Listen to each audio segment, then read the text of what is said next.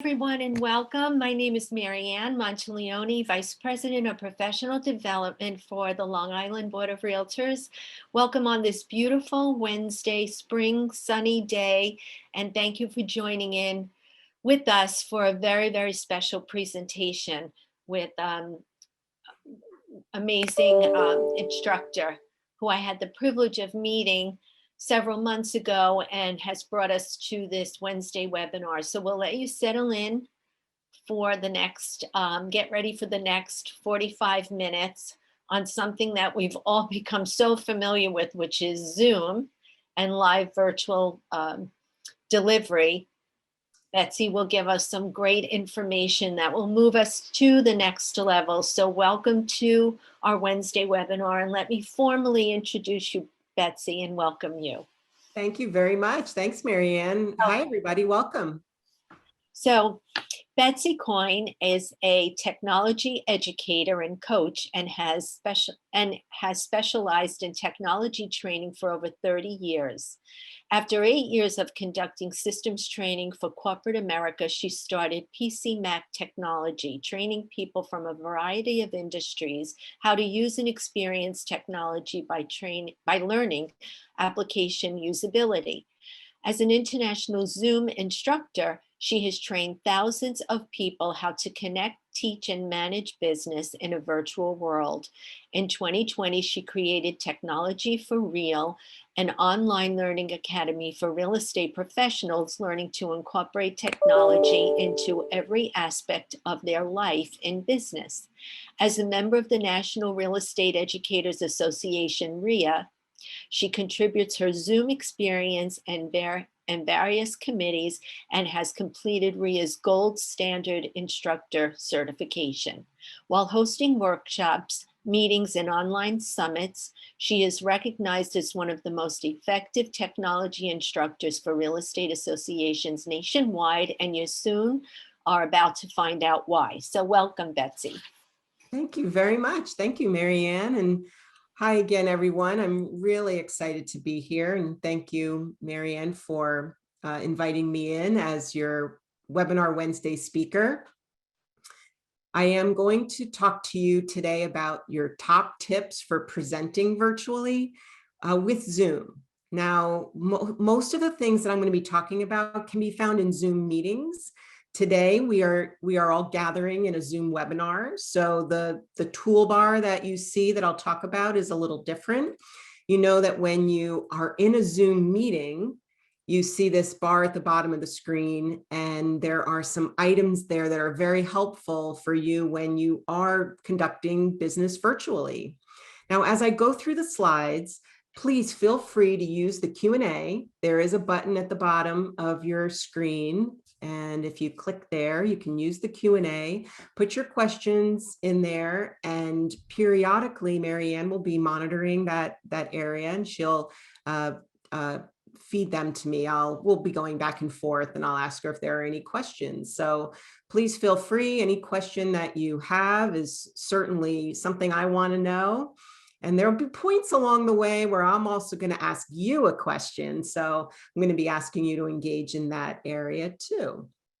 So when you're in a Zoom meeting and you have that Zoom toolbar across the bottom, you have some of these tools available to you, which tend to be good tips to use when you're conducting business virtually. One of them is the ability to use your video as well as your microphone to be well presented. And you always want to glance down there and see if you're, unmuted or muted when you're in a meeting of some kind. Now, today you are muted due to the webinar feature, but in a Zoom meeting, especially if you're hosting, you have full control over that, staying unmuted and being on camera.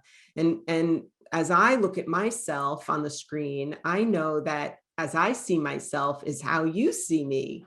So you also want to take good care to know what your background looks like, because whatever you see is what they see. And you can tell also, if you look at my eyes, I'm looking towards the camera while I'm talking, as opposed to looking at myself where I see me, but now I'm looking right at you. So these are some of the some of the good tips that you'll find when you're in a Zoom meeting that you can use to your benefit.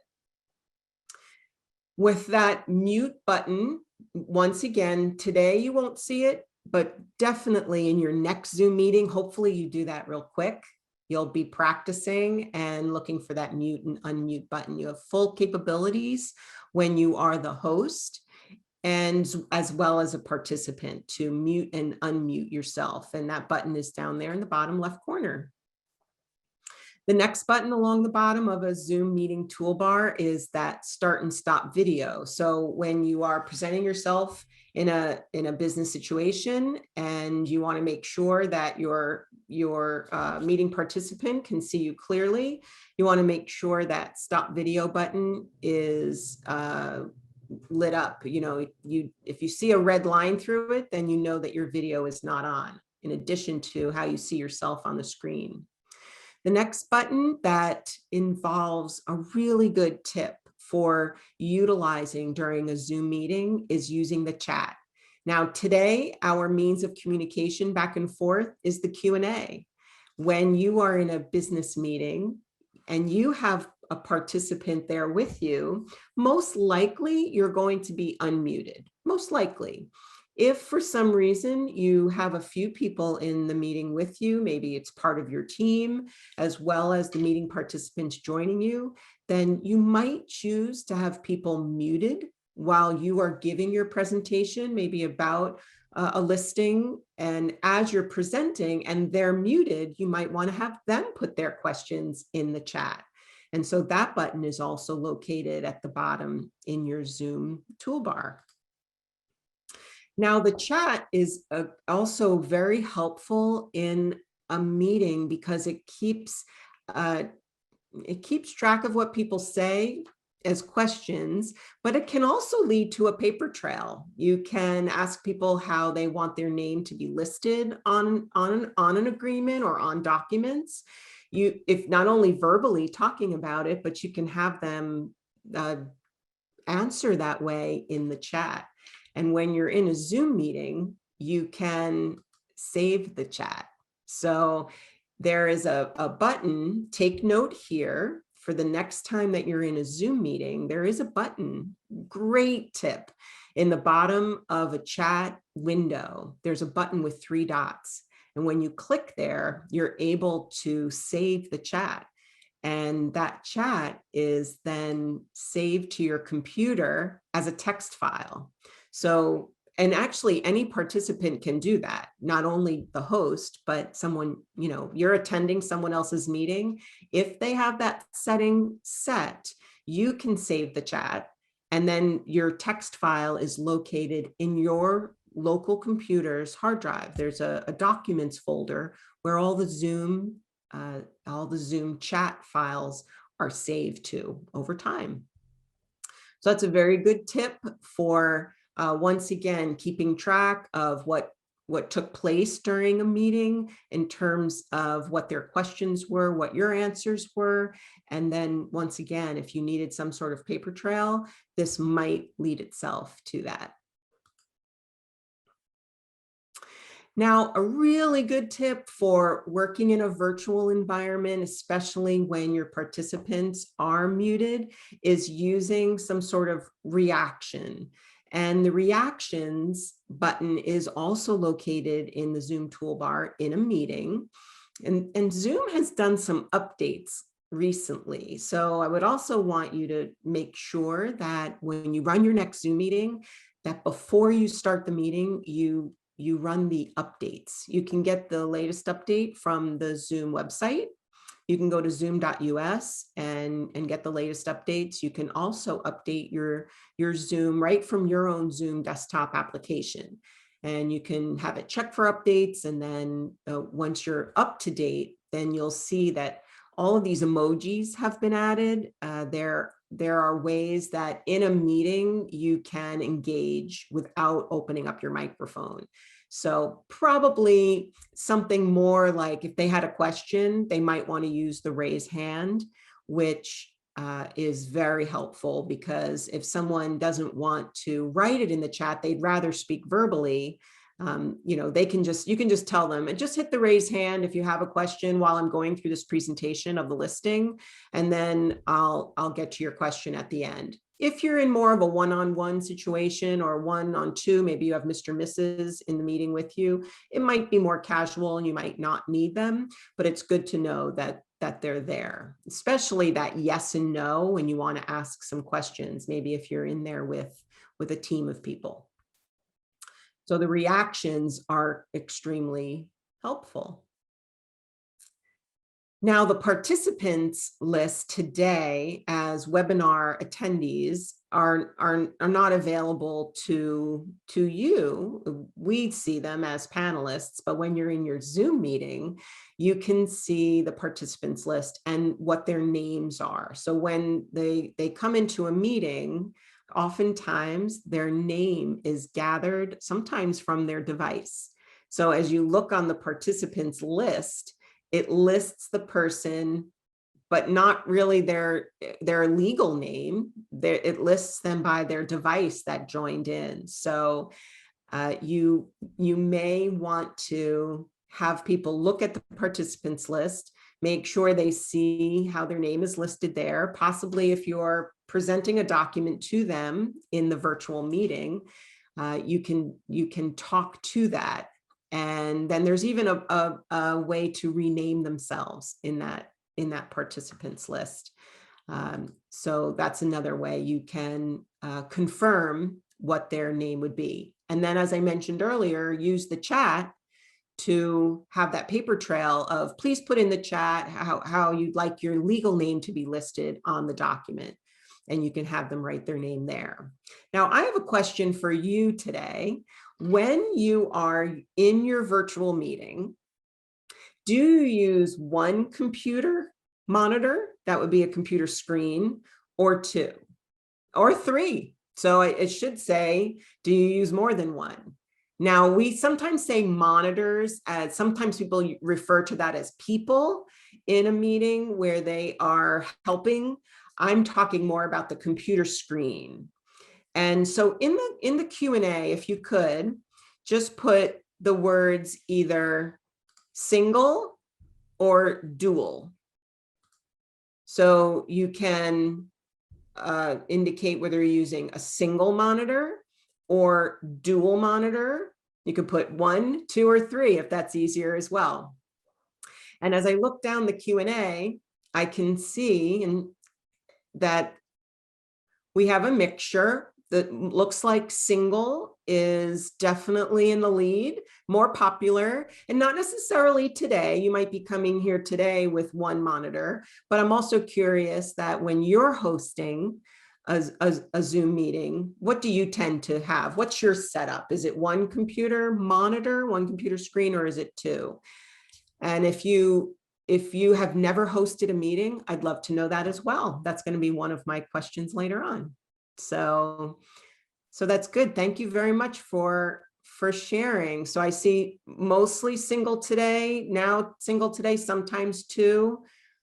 Excellent. Thank you very much. And I would love to know more about using two and the benefits. Great. So I'm going to go on that next, and then I'll open it up for some Q&A. I think we'll go from there. The reason I ask about one computer monitor or two is because when you're in a Zoom meeting, there is this view. There is a way of viewing this experience. When you're in a Zoom meeting, you have lots of stuff going on the screen. You have your shared content, which is usually your PowerPoint presentation. Maybe it's of your listing, maybe it's of some documents that you need to share, maybe it's of pictures, it might be a video, it might be a mixture of all of those. So you have your shared content, and then you also have the people. So you have this gallery of people that are on the screen. And in a Zoom meeting, these are some of the best tips to remember, is that this screenshot shows you what the view button does for you. It shows you whether you are in speaker view or gallery view or side-by-side view. And what does that mean? Well, in speaker view, you would have just the person making the noise would be on the screen. So I would typically be in the big box on the screen, and then everybody else would be in smaller boxes. Whereas gallery view is that view that we've come to know, maybe you've seen it in media, where people often refer to it as Brady Bunch mode or Hollywood Squares mode. So that's where the screen is filled with all the little boxes, and that's what's meant as the gallery. Well, when you have a single monitor, which is why I asked that, a single computer monitor, you also have side-by-side mode. And what side-by-side mode means is, as the viewer, not the person sharing the content, but the person receiving the content, you can have their PowerPoint on one side of the screen, or their video or their document, and then you can have the people on the other side of the screen. So it's side by side. That's where it gets its name. And the view button lets you control what view you're in. So you're either in one of those views. Now, to speak to the dual monitor people out there, there were a few of you who shared that information, that when you're using two computer screens or more, then this content actually can be spread around. That's actually, it's the benefit of having more than one screen. You can have one screen dedicated to the shared content. Like today, I'm using a PowerPoint that would be on one of the screens, and then on another computer screen would be the people. And then some. So you could have another screen, which would be maybe where you would have your regular desktop, and maybe you have your video up, or something that you're preparing to show next. So the more screens, the better. For those of you out there, I also teach real estate educators. So I teach instructors. And when you're in an instructor role, then sometimes this benefits you more, having more than one computer screen, because you have the need to see a group of people, your class. And that's where one computer monitor might not be big enough. So there's one of the benefits of having more than one screen. I have to tell you, I come to you today, I'm using one screen. This is a webinar fashion, so I don't see all of you, but in the times I'm in meetings all the time, I'm in Zoom meetings all the time, I use one computer screen, and I use side-by-side mode so that I can have my PowerPoint and then I have the people floating on the screen. So you can definitely be in the role like I am and have one computer screen. It's really a judgment call on your part. I do see that some people have never hosted. And if you've never hosted a meeting, what changes for you is that when you are the one sharing the content, so if you're in control, you have to decide for yourself ahead of time, am I going to have a meeting where I want to talk to my meeting participants? Am I going to have maybe a buyer seminar where I want to show content? Then depending on what you come up with as the host, you're in full control. So if you prepare a PowerPoint ahead of time, PowerPoints are good because it allows you to go from slide to slide and show photographs. You can have video in there on a slide. Some people use Google Slides. That's another way of presenting, but it puts it all in one file, one place, so that you can click and click and click, and then you go from start to finish. That would be the benefit of hosting the meeting as opposed to being the participant of someone else's. And you set the stage, you send out the invites, almost like having an open house, but you're having it in this virtual environment. I'm going to get to that a little bit later about how you would actually schedule an invite. So let me open it up to this point. I've talked to you now about the environment, the Zoom toolbar. We've talked about the view, whether you're in speaker or gallery view. Let me put it out to Marianne there. Marianne, do we have any questions at this point from anybody? I don't see any questions other than if there's any opportunity to show how to host. That seems to be a common comment, but nothing so far. Okay, yes, I have a slide coming up in a little bit about what it entails to schedule a meeting. Okay, So that's coming. great. Great, thank you. So now we get to something that has to do with hosting, as I mentioned, is when you want to share your content. So a big part of being the presenter in a meeting like we're talking about today is these top tips about presenting in Zoom. What does that mean to you? Well, a biggie is the share screen feature. And I'll just ask again, if you put in the comments, I'm getting to know you really just from the Q&A here, that we have a number of you who have not hosted, but that doesn't mean you've never shared. You may have been in a meeting before where you were the presenter. That's very possible. You may never have hosted, but you have presented. So if you could go back to the Q&A for me and just answer the question. You can give me a yes or a no. Are you comfortable and confident sharing your screen? And that would be in a Zoom meeting. Yes or no? What would you say if you had to answer that question? Are you comfortable and confident sharing your screen? So if we went into this virtual meeting together, would you say that you're comfortable? Yes or no? Go ahead in the Q&A and give me a yes if you'd like. Yeah, I could do it, Betsy. I could click on the share screen and bring up a PowerPoint or bring up a video for my audience. Or would you say, no way, I'm in that boat with people who have never hosted and I wouldn't even know what to do. So as I go through, thank you again. I get it. I don't know. I love that answer. And give me those. If you're like, I don't know, would I answer yes or no? I don't even know what it is. So if you put that in there, I need to learn how. That's my forte. I love teaching people how to learn how.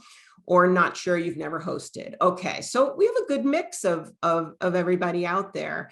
Let me teach you a little bit about what it would look like and what it would entail. So thank you very much for sharing that as well. Please put in the Q&A any other questions that you might have as I go forward here. My first step in teaching you what it entails, and for those out there who answered, yes, I'm confident, maybe I might cover some things for you as well that you didn't know. I find that this is the most important tip, is that you need to prepare to screen share. So what does that mean? Preparing starts with usually the day before.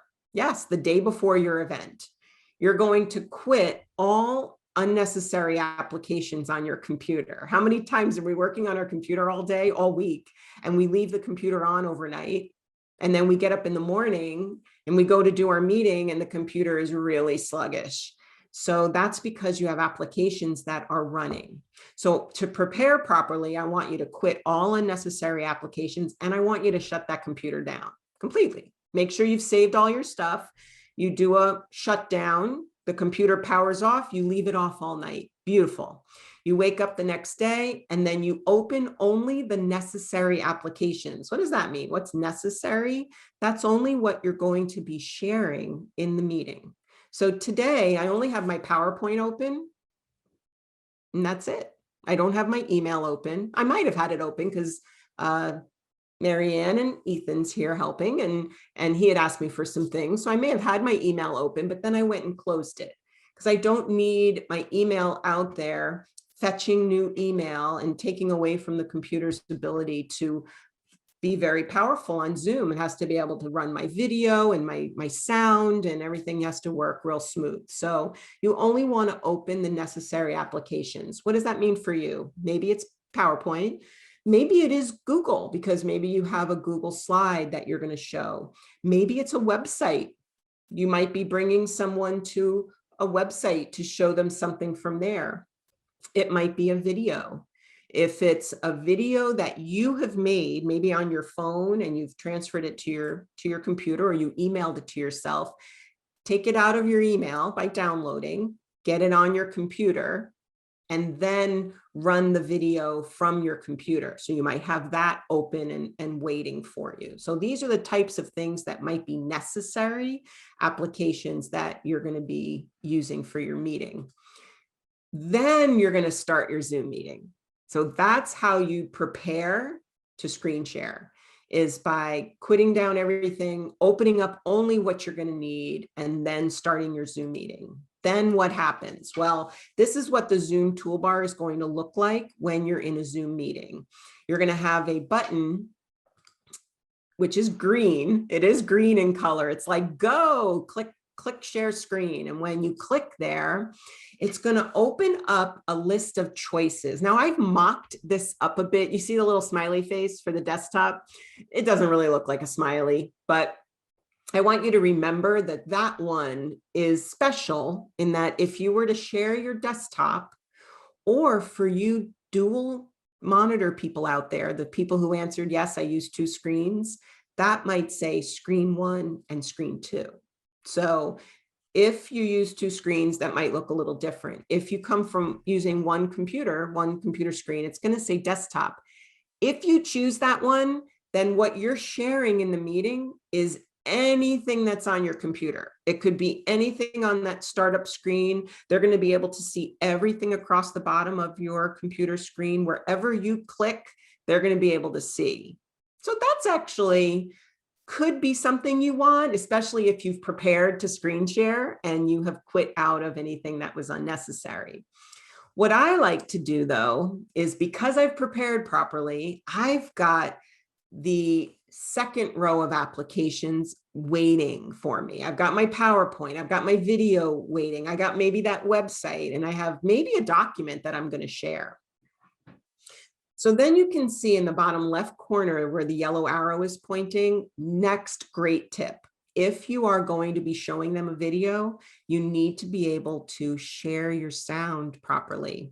So we check off that box in the bottom left corner. You see what happens is if I were to play a video here where I'm coming to you from, and I didn't share sound, you wouldn't be able to hear it on your end.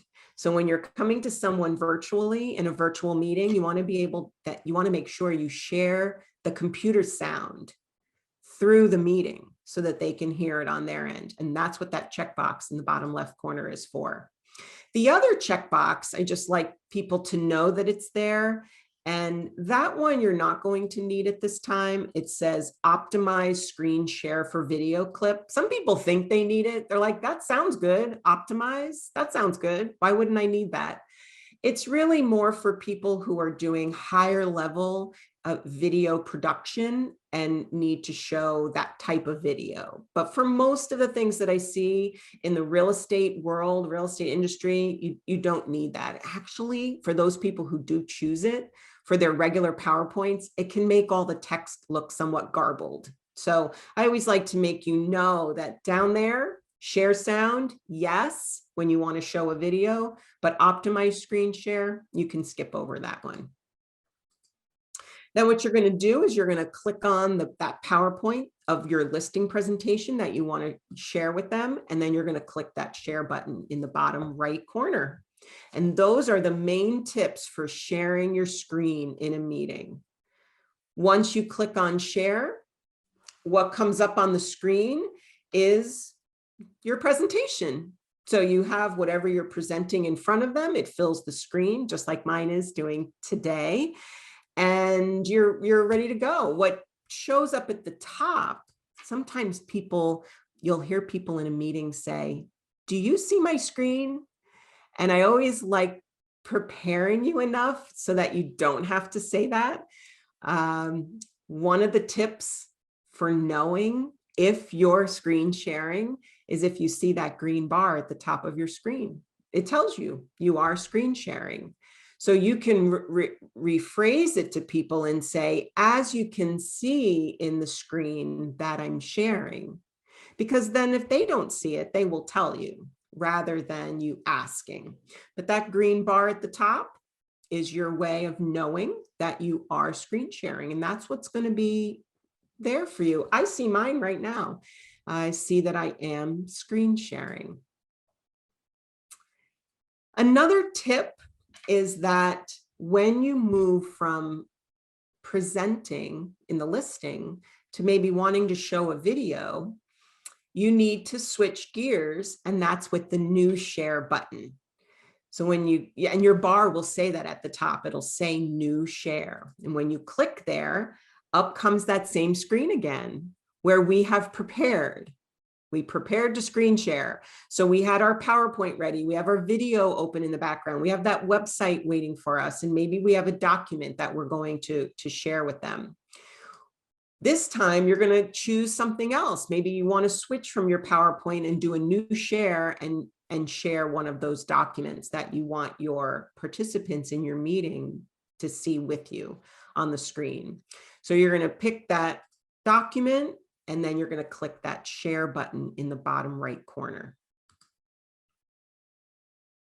Now at this time, that ends the section on screen sharing. Are there any questions? I'll open it up to Marianne at this point. Do we have any questions that people have given? If you're thinking of a question right now, please use the Q&A to put one there about what I've just talked about, preparing to screen share. I know there were a number of you who are new to this.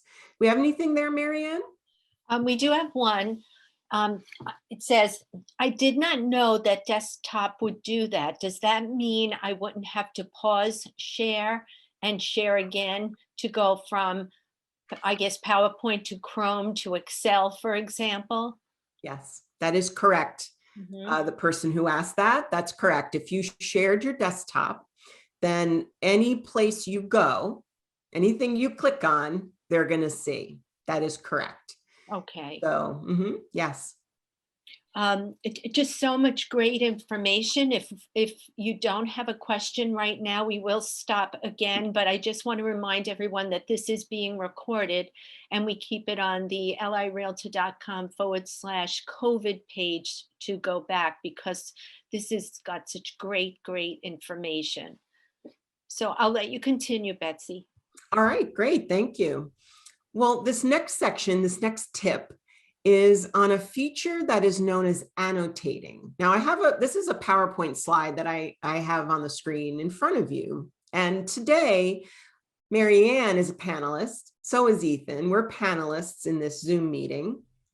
And they have the ability also to annotate. Now, what does annotate mean? And I'll show you from the perspective of me, the host, where I might want to highlight a certain portion of a document that's on the screen. And I can do that with my annotating tools, which you're not seeing right now, but you're not seeing the tools, but you're going to see the effect that it has. So if I wanted to bring your attention to that bottom left corner of the screen, I can do that by drawing shapes with annotating. Annotating has the ability to draw either, rectangles, ovals. I can change the color if I needed to, and I can highlight certain areas and bring your attention there. I can also clear anything that I've drawn on the screen. So if you have your participants in a meeting with you and you're looking at maybe a picture of one of the rooms in a house, you can use your annotating tools to draw on the screen and highlight a certain area by drawing a circle around it. Annotating also has the ability for you to gain from them their likes and dislikes. There is a stamp in annotating where you can see there is a heart stamp, there is a star stamp. And I'll welcome Marianne right now if she wants to. She can click on annotate in the toolbar. And as I'm demonstrating here, you can rate the areas by giving them gold stars. So annotating has multiple capabilities. And when you get into your next Zoom meeting, even as a participant, look on the Zoom toolbar for the annotate button. It is available to you to either draw shapes. You can also draw arrows if you need to.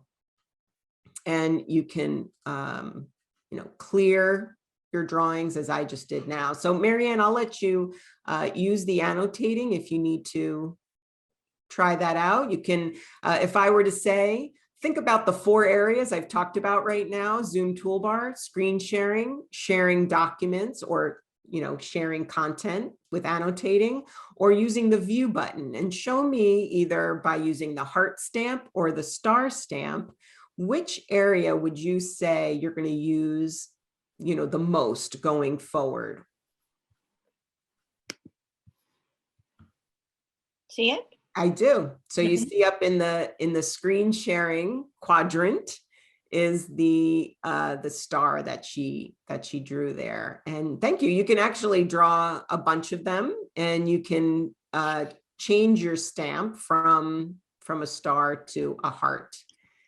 Now I will close up my annotating here.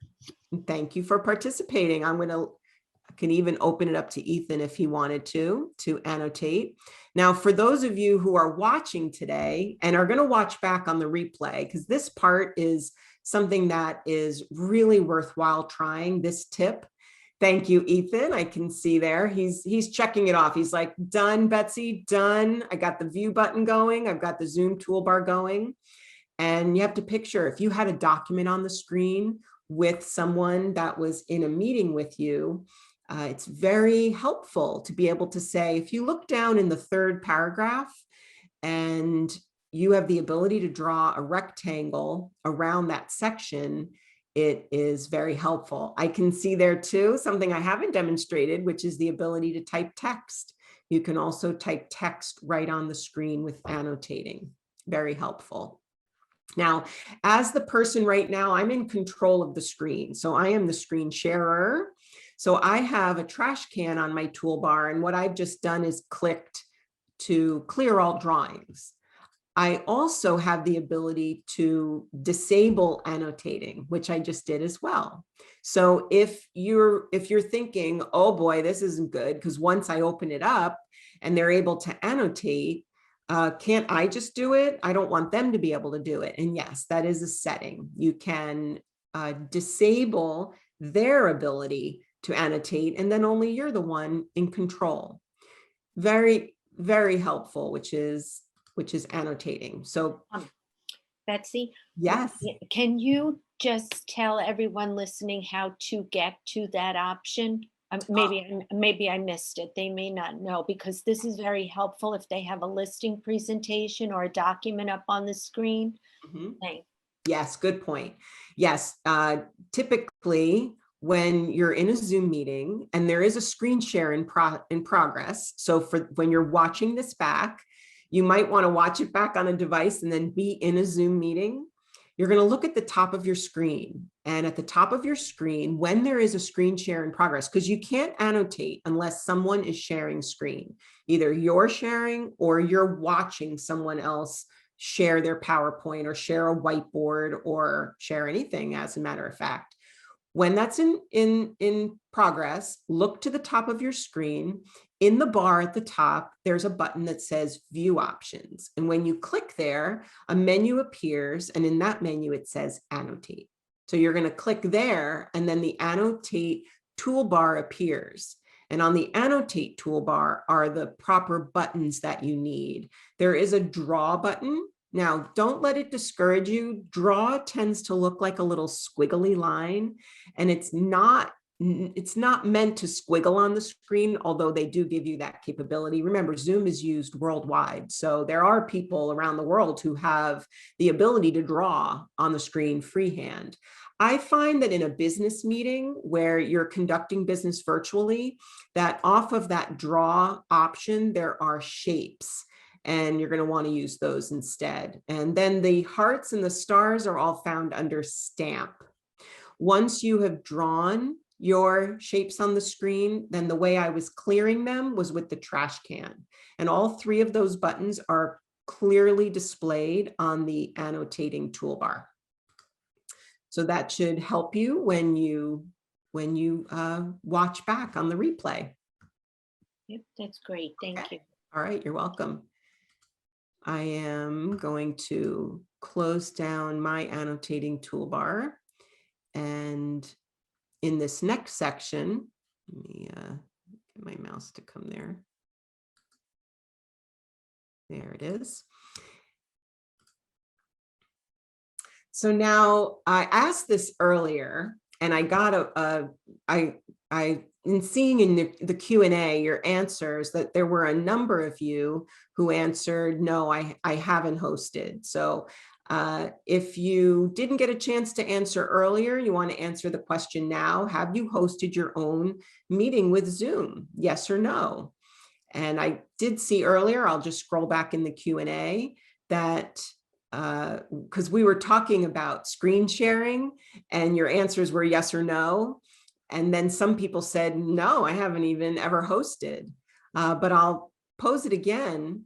How many out there have hosted, and how many out there haven't hosted? The reason I like to know that is because when you are the host, there are some other responsibilities that come along with that, aren't there? I mean, you know, just from what we've been through the last year of becoming friends with Zoom and being a friendly environment where we can get on in this virtual manner by clicking someone else's link and just getting on and having my camera and my lighting and my microphone. But now you're saying I have to send out the link. How does that work? And that's what I want to go through next. So thank you for sharing. I see there are a couple of yeses. I have, but not many. I have hosted and shared screen, but not involving real estate. So thank you for contributing to those answers. I'm going to help those who have said I've never hosted. And then for those of you who have, you may have seen this, but maybe I'm going to fill in the gaps for you as far as something you may not have known. When you're hosting a meeting, it all starts with scheduling. So you need to figure out, well, I got to get a meeting going so that I can then tell people about it so they can show up. And scheduling your meeting takes place in a couple of ways, but I'm going to guide you from this screen. This happens on the web. So this is at zoom.us. Everybody who hosts a meeting has to have a Zoom account. So you can have a free account or you can have the paid account, but you have to have an account. And that account has a login. So you're going to go to zoom.us. You're going to log in with your account credentials. And then you're going to fill in this screen, which is located on the meetings menu. So you go to meetings, and then this comes up after you click schedule. So you fill in all the gaps, right? You give it a topic, and that's purely cosmetic.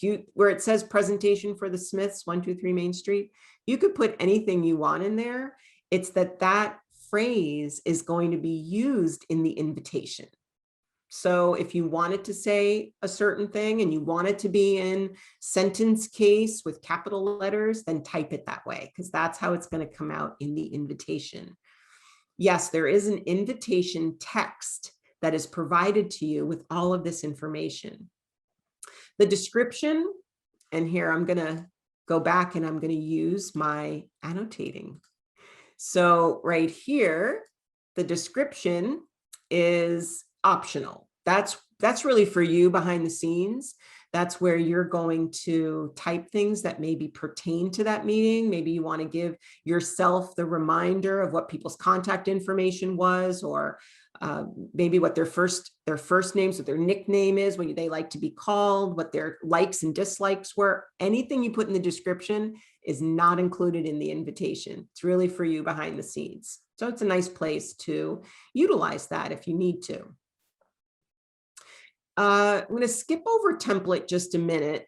This area right here where it says date, that's really when. So you're going to give it the date and the time of the meeting. In this case, it doesn't ask you for the end.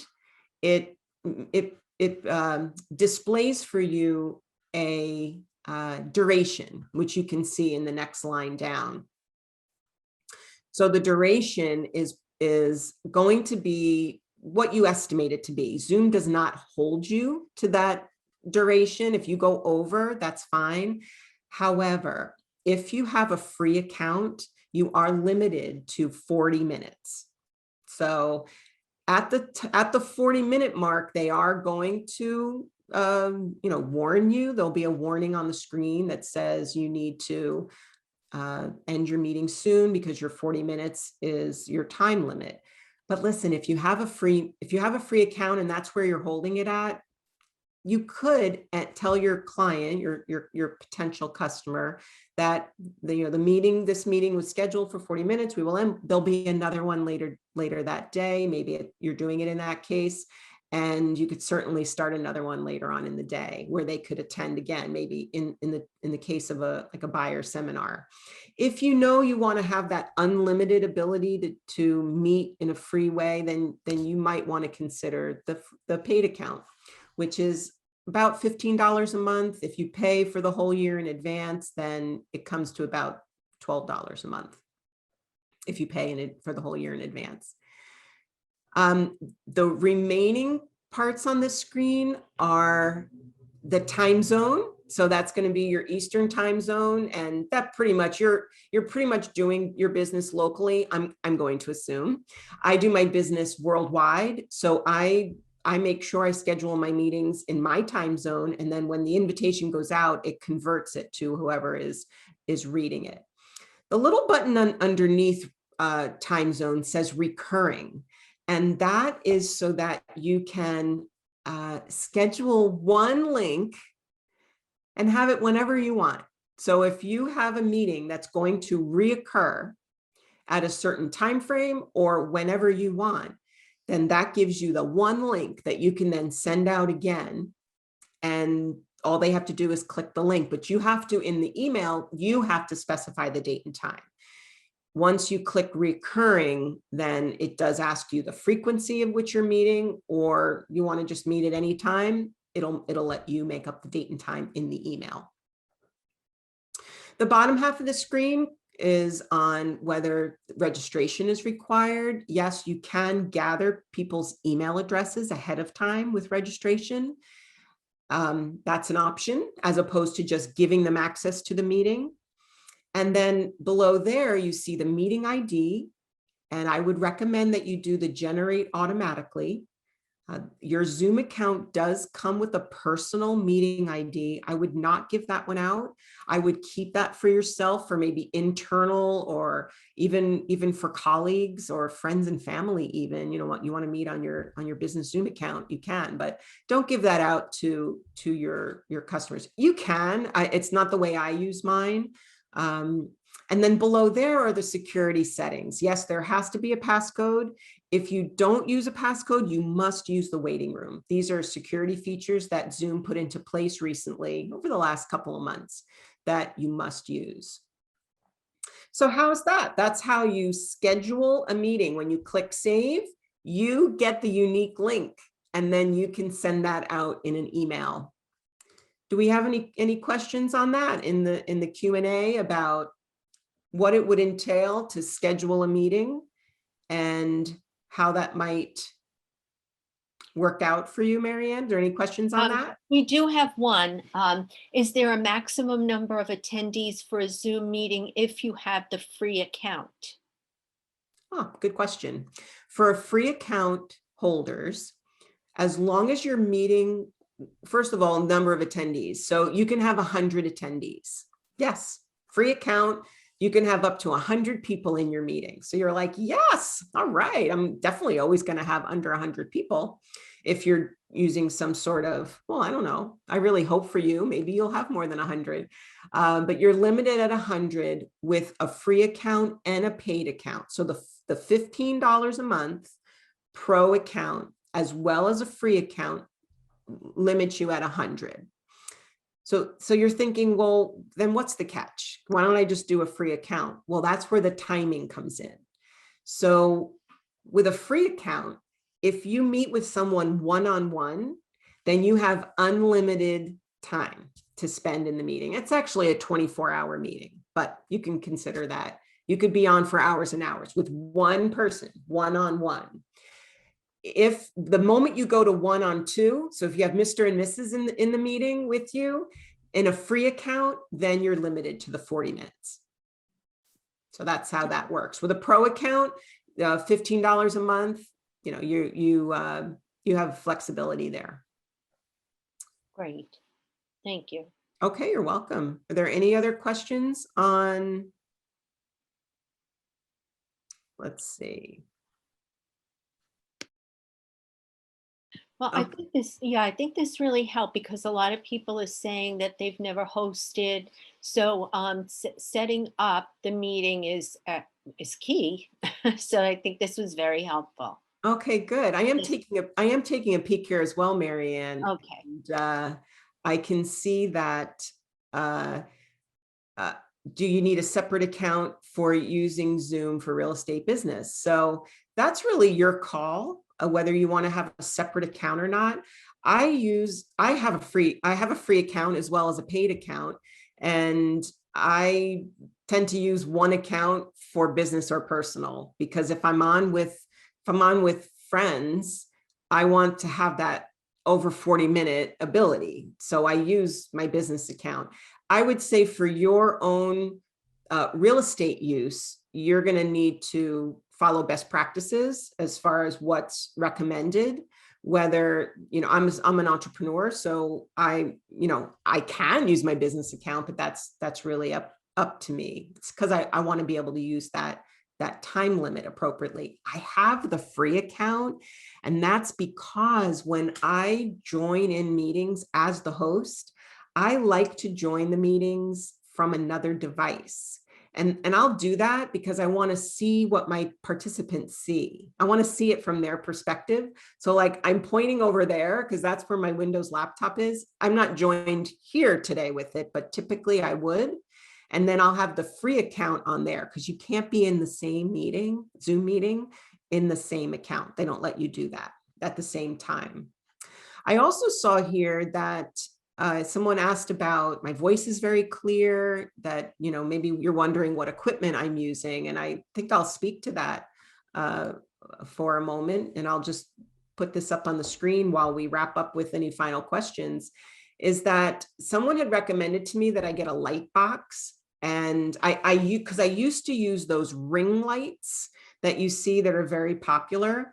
But I wear eyeglasses. You can see that. I've worn eyeglasses since I was in first grade. So I wear them all the time. It's not an option. So the ring lights were showing in my glasses, and the light box, it's rectangular in shape, and it has a sort of like a screen on it. It definitely gives off a different glow in a wide range rather than the way the ring lights were shining on me. So I would say if you don't have access to a light box, try to situate your face in front of a window. So if you have daylight in front of you, that's beautiful. It really simulates, I think, what daylight can look like. And then I have an external microphone. It is it's called a snowball, actually the kind that you throw in the wintertime, spelled that way. And it's external. I find that an external microphone does pick up your voice much better. You'll notice that if you're the type of presenter where you have to move around, you can see if I move my head away from the microphone, if I needed to show you maybe a room over here in the house, or if I needed to show you something over here, you can hear how my voice changes as opposed to if I'm straight on. So this one works for me as a demonstrator in the way I do this with Zoom.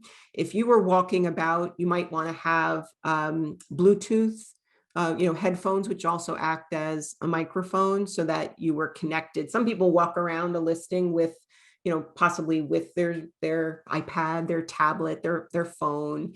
You can also get a handheld tripod if you had Zoom. So there's all different types of equipment that might help you in this sense. We really weren't covering that today, but it's a good thing to throw in if you are curious. We do have a few more. Are you seeing them or do you want me to read them? Go ahead. Tell me what you read. Okay. Can Mhm. you have two free accounts, one for real estate and one for personal? I'm going to say you can as long as you have two separate email That's addresses. right. Yes. So an account comes to you with the abilities based on a unique email address. So that's how I would answer that question. Yeah. And thank you. Where are you putting all the attendees' emails? Before you were saying you can gather them, I guess. So once you gather Oh, them, where are we putting them? okay. Yeah. Good question. So when you are using registration, and we're talking a lot today about free versus paid, and I would have to look that up to see if, just to make sure registration may just be a paid feature. I could certainly look that up for everybody if that was a question. But to answer that, where do the emails go? When you use Zoom registration on a meeting invite, the emails are curated for you automatically in your account.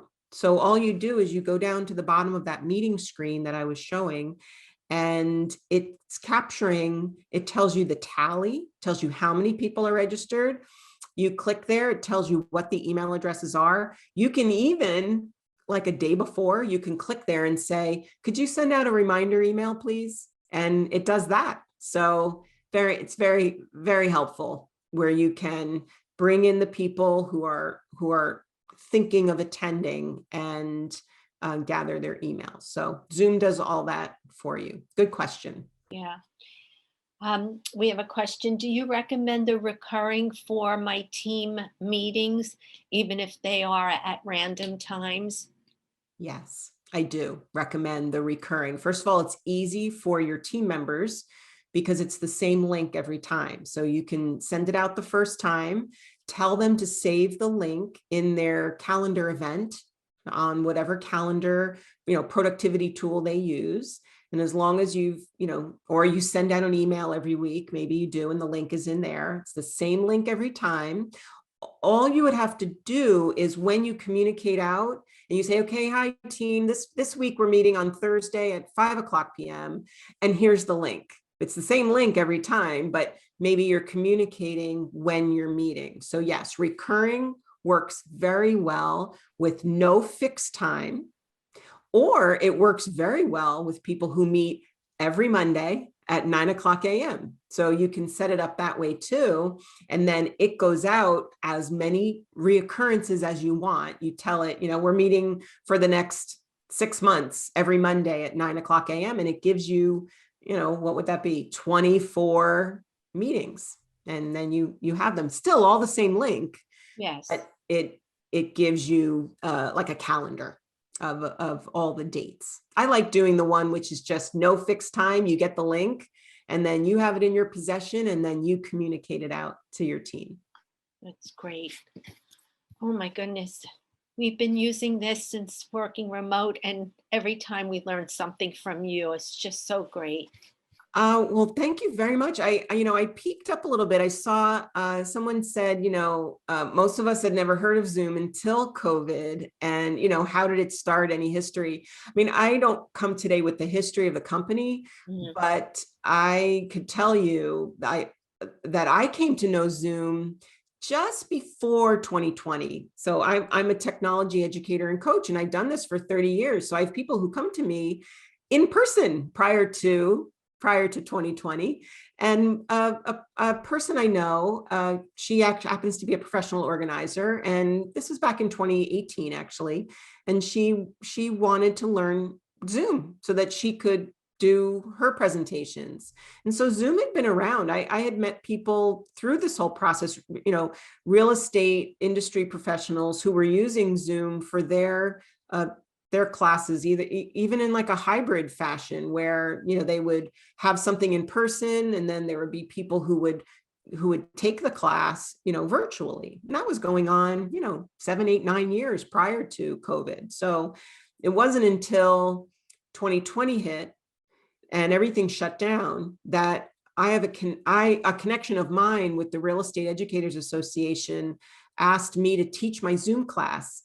And that's really where it took off. So I started teaching all of the education directors around the country for the different real estate associations. And then the trainers happened from there. The instructors learned. And then I just became a Zoom expert. I kept being asked questions, and I love that kind of thing. I love it. I love it. Someone says to me, all right, I was in a meeting today and we had this many people and they couldn't present, or the share button didn't work. Or I teach breakout rooms a lot when we're in Zoom meetings, and I get asked that question, how do I get all the people in there? And since I love it so much, I started researching it more and more. And so that's my history. I just stuck with it all through 2020. And now I just find the fun in it. I was telling Marianne prior to today, I have this new thing called digital escape rooms in Zoom. I mean, come on now. We can do our business, and then we can also have fun, even in a business, even in a business environment. So lots to learn. I invite you to practice and go into your free account, if that's what you have, and start your own Zoom meeting on your own. Just start a meeting and look at the Zoom toolbar that you learned today in my lecture and demonstration. And that's really your beginning to familiarizing yourself with all the features.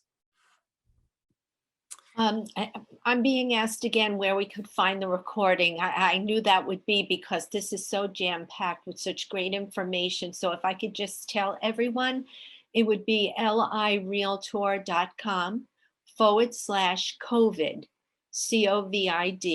So go to LIBOR's website, lirealtor.com/COVID, and then scroll all the way to the bottom.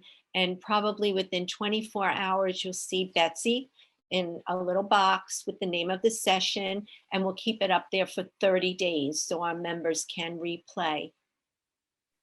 And if I have a minute, Marianne, I just see one more question. I just want to make sure that the last comment I made about the reoccurring meetings, I see there's just one more question in the Q&A. Yes. About if you always have the same meeting links, will you always have the same meeting links, even if you only use it one time? So let me just talk to that just for one more minute. Let's start with the scenario. When you need the same meeting link, when is that? When your team meets regularly, and that just means you meet a lot as the same group. There's two ways to look at that. Your team meets at the same time and the same day, week after week. If you have that case, then when you go in and you choose reoccurring, it lets you pick. Do you meet daily? Do you meet weekly? Do you meet monthly? You choose that, and when you save it, it goes out and it's kind of schedules it in a calendar for you. It just lists it for you. So you see every meeting occurrence. You see next week, you see the week after, you see all the way into June, you see July and August, and so on, until you told it to stop reoccurring. But it's the same meeting each time. When you schedule recurring, you can also indicate no fixed time. And when you say no fixed time, it doesn't even ask you for the date. It doesn't even care because you said no fixed time. So all you get is a meeting ID. And it actually lists it at the bottom. It doesn't list it in the date spots. So in that case, she asked, once you register for the first time, you always get the same meeting number or link. Registering is separate than being the host and scheduling a reoccurring. So if you're in control, you're scheduling a reoccurring meeting, that's going to be in your list of meetings. If you send that out to people to register for it, then the people on the other side registering, yes, they're going to be sent the one link that goes with that one meeting that happens whenever you communicate out that it's going to take place. Yes. So hopefully that clears it up. Okay. Yep. All right. So I see we're a little bit over at the top of the hour here. Yeah. So do you want to wrap it up? And Sure. let me come on screen and tell you how grateful we are and thankful for this great session. I Yeah, we're think we need to have you back for part 2. I hope so. Well, we'll talk about the logistics, but I would love to have one where I could have everybody playing along when I'm teaching, but we'll see the abilities to do that. Here in the Zoom webinar, you don't have the capabilities I'm giving. Yes. If this is our environment, I always say training happens everywhere. So I can always come with more of a demonstrating, like I can go live to, certain areas that I can demonstrate. So I would love to come back. So Great. I look forward to that. Yes. And we will have you back. So thank you again, Betsy. Thank you everyone for joining in. And again, it's lirealtor.com/COVID, and be with us next Wednesday, and have a good day. Bye, everybody. Okay.